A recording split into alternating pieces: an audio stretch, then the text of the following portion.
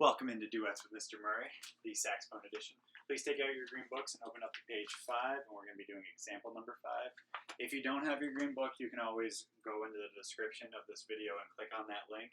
It'll take you to a page that has a PDF of the whole book, and you can just scroll to page 5. So before we jump right into this, let's talk a little bit about some things that might trip you up. There's syncopation in this piece of music. That basically just means that we emphasize a beat that you wouldn't really expect to be emphasized. Usually music, it's like 1, 2, 3, 4, 2, 2, 3, 4. This one's 1, 2, 3, 4, 1, 2, 3, 4. So you got to watch out, make sure you're really counting. And to help emphasize those, they draw an arrow above each of them. That's called an accent in music. And basically what that means is just we tongue that note a little bit harder. You'll hear it while I'm playing it, and you can just sort of mimic it if you'd like. Let's jump right into the top line that starts on B. 1, 2, ready, and.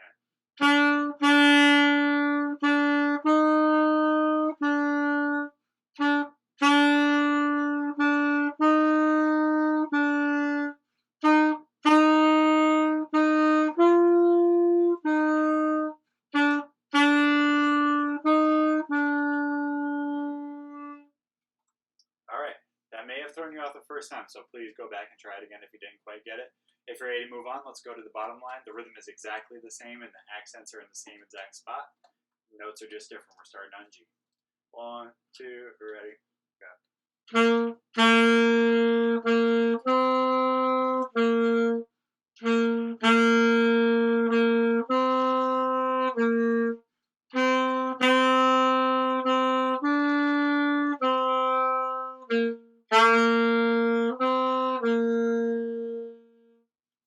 Okay, I think once you hear the rhythm in your head a couple times, you'll be able to get it no problem. But, if you need to go back and try it again, please do that. Now let's try a duet style. You jump up to the top line that starts on B, and I'll stay on the bottom line. 1, 2, ready, go.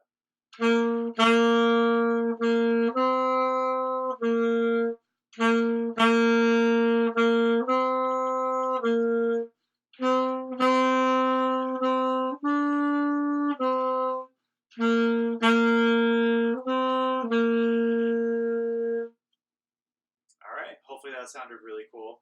If you're struggling with making sure that accented note is really popping out, maybe try lowering the volume of all the other notes and it'll help it stick out just a little more. Now let's flip it. So you're going to be on the bottom line that starts on G and I'll go up to the top line. 1, 2, ready, go.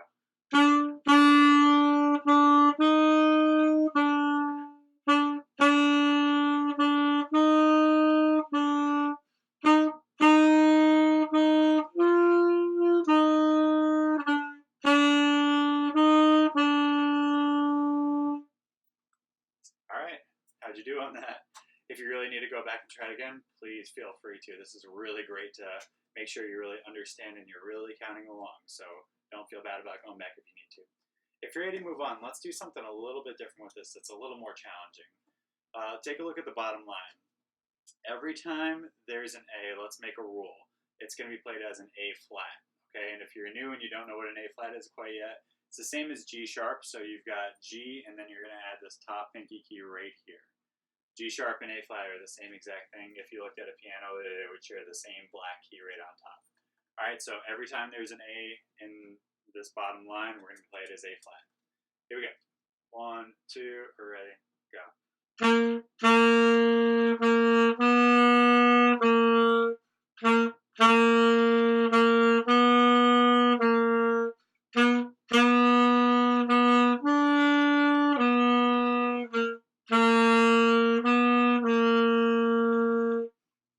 Now that sounded really cool. It kind of had like a Middle Eastern Egyptian style vibe, right?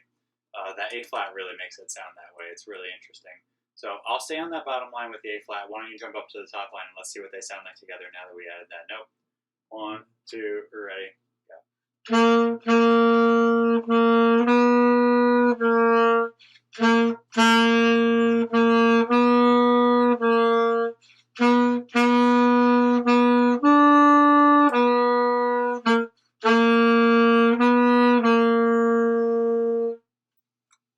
Even more so, right? Alright, now let's switch it up, go back down to that line with the G and A flats in it, and I'll go up to the top line. We'll see what it sounds like together. 1, 2, ready, go.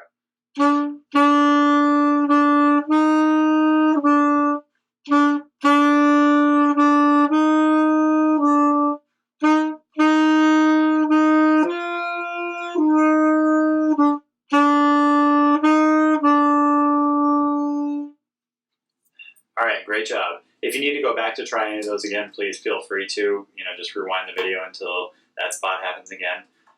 It's always fun to add little notes like that and little changes in speed or whatever to these songs. It just makes it a little more exciting to play. So, great job. If you're ready to move on to number 6, go ahead and click the number 6 video. I'll see you there.